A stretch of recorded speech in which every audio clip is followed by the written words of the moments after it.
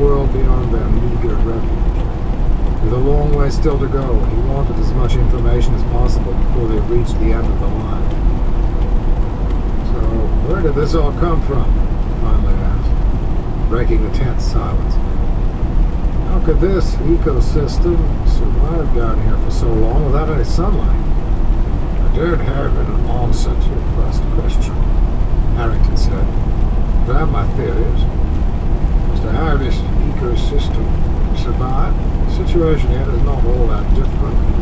Those oases of life are growing and thriving alongside deep-sea hydrothermal vents. No one expected to find life in those depths, that eternal darkness, at such extreme temperatures. Nature found a way. We're saved down here, but on a grander scale. Harrington waved a hand to indicate the steaming water. The ecosystem down here is not driven by the sun or photosynthesis, but by chemicals, by chemosynthesis. It all starts with chemo-autotrophic bacteria that feed on hydrogen sulfide, methane. Chemicals continually spewing into this cavern system from all of the local geothermal activity.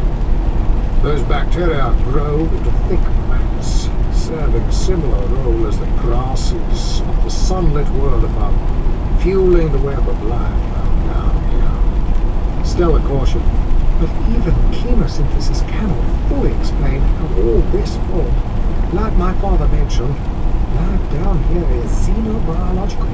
Formed anything seen on the surface. How is it specifically formed? Jason asked. Life found in this ecosystem is not based on DNA, but on a variant using a different genetic background, namely XNA. Gray had heard the reports out of California about how the synthetic organism released by Dr. Hess was an organism engineered by XNA, replacing the normal sugar molecule in DNA with some toxic combination of arsenic and iron phosphate. Here must be the source of that unique genetic element. Why does XNA make such a difference? He asked. It makes all the difference, Harrington expounded.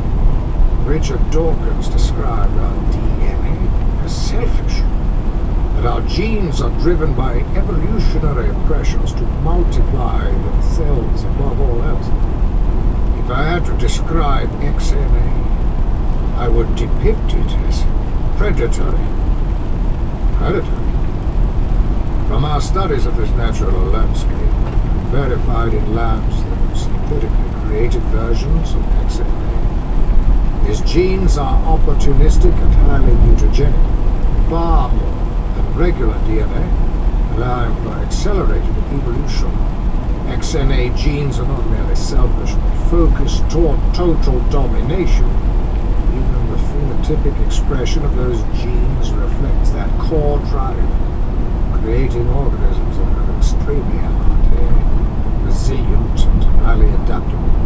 Expose them to any environmental niche, and they will evolve a way to take it over. And Dr. Hess was experimenting with such a volatile genetic code?